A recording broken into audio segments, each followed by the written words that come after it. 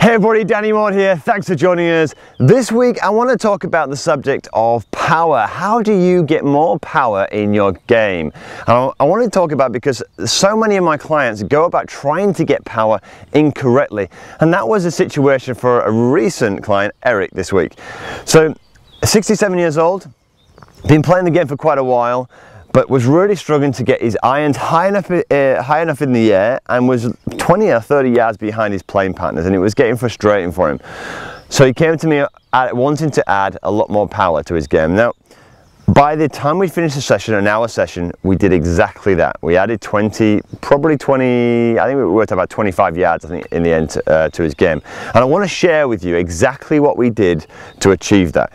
So a lot of golfers, when they're trying to add power, they go about it the wrong way. What they tend to do is when you swing to the top, a lot of the golfers, they tend to hit very, very hard, and they're tempting to do it with their hands, their arms, and often shoulders.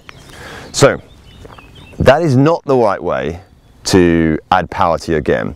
Now, Eric was doing a little bit of that, but he was also doing another thing that I see so many golfers do. In an attempt to hit power, a lot of golfers rush the downswing. They get to here, before they've even completed the backswing, they're starting the downswing. And that is just, it's kind of obviously common sense, isn't it? You know, if you don't complete your backswing here, this is a completion, there's lots of energy stored. If it's only here, you've got half the amount of energy stored compared to up here, right? So if you don't complete your backswing, it goes without saying that you're going to lose a lot of power. So what we first needed to do with Eric was, he was definitely doing this. He was very, very short. He was rushing that downswing, and that was compromising not only his distance, but compromising the consistency of his strike. So we gave him something super simple, and it worked almost immediately, right? So all we did was simply this. I said, take longer to complete your backswing. I didn't ask him to do exercise like this to try to make a big turn or a big stretch or anything like that, because that can sometimes immediately initiate a lot of tension in a golfer's swing. It works, by the way, sometimes as an exercise, but I wanted quick results. Eric was here for an hour, and I wanted to see some results pretty quickly. So all I said was, take longer to complete your swing. So if he's only swinging to here, it's really short, right? So I said, look, just see if you can take a little bit longer to complete your swing. So he did. He took a bit longer, and naturally, as a byproduct of trying to take longer, he immediately completed his swing. His rhythm improved, and we started to see some increase in distance. So what you could do is exactly the same. There's nothing more complicated than that. Just stand over the golf ball, and when you're going to hit, just feel like your backswing takes longer to complete. Nothing more complicated than that.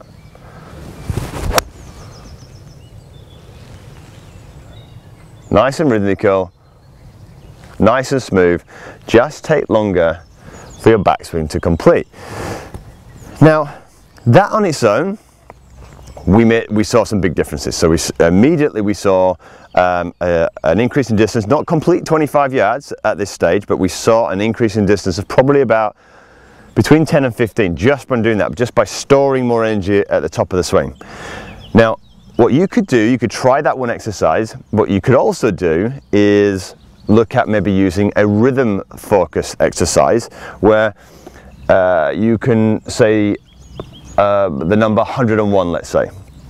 So if you were to go 101, that would give you enough time to complete the swing and finish down here.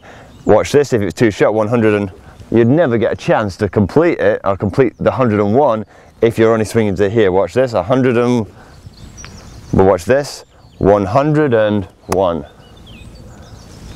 Okay, so just sometimes verbalizing the sound of a number like that will help you do something very similar to like we did with Eric, and to complete that swing and get the rhythm and the time to come back down without rushing. So we managed to add, look, about between 12 and 15 yards to Eric's game, and that was pretty good, but it wasn't the end all. I knew that Eric wanted a little bit more, and just extending the swing and finding that time, although it felt lovely for Eric, it wasn't kind of giving him exactly what he wanted. He wanted some more, right? So then we went on to the second part of the lesson. We worked on some sequencing. Now, if you've seen any of my videos before on lag and effortless swing, I'll put them in the iCard just that above here, which should help and complement this training. But we needed Eric to improve his sequencing. And what was happening on the way down was, because Eric had had such a short backswing here, and it was also rushing his swing, it had become a very armsy and shoulder swing. There wasn't any leg action whatsoever. So what I needed to do is I needed to help him. Once he'd completed his swing, I needed to help him in the transition. And the best exercise I gave him, which worked almost immediately, was simply this. If you just let your arms hang down, this is something you can do at home. If you let your arms hang down and put your right hand behind your left hand here, right? So what I'm doing is, look at this, I'm tucking this behind here and I'm forcing it this way. Now what I'm going to do is, as I swing back now, I'm swinging into this completed swing. So Eric was taking longer to complete the backswing. Now here, I'd ask him to move his left knee towards the target this way, whilst resisting the urge for these to come down. So this is holding it back now, and he's just getting that sensation of separation or delay, delaying the arms, delaying the torso just enough for then to snap. That's what we want to have. We want to create the completion in the swing first, and then what we want to create is the correct sequence in the way down. Let me show that one again. So left arm down, right hand, tuck it behind the left.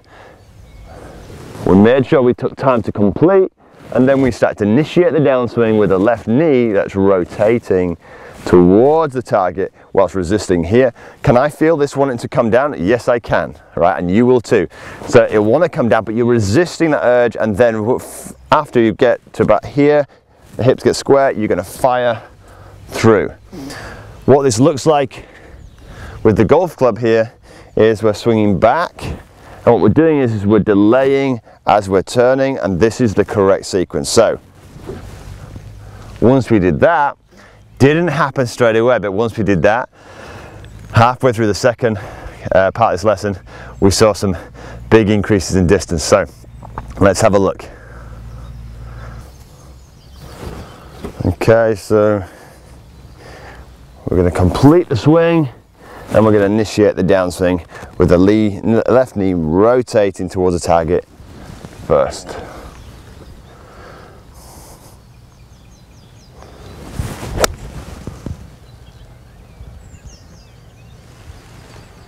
And away we go.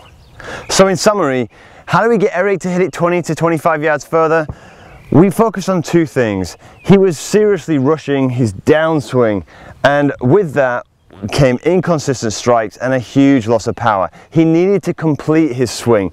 Now, there's plenty of stuff out there that you can work on in terms of exercises to kind of try and keep the shoulder turn moving, etc. And they all have their place. I just wanted something that was going to be a lot simpler, that Eric, who wasn't going to be a big practicer, could take straight to the golf course. So what we worked on was just told him, look, take longer to complete your backswing.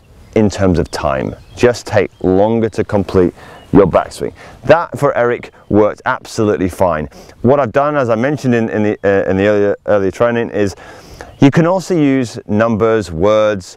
I grew up with Ernie Els playing golf, and we'd use sayings like Ernie Els, because it would help the rhythm, and just saying the words out there would help us complete the top of the backswing.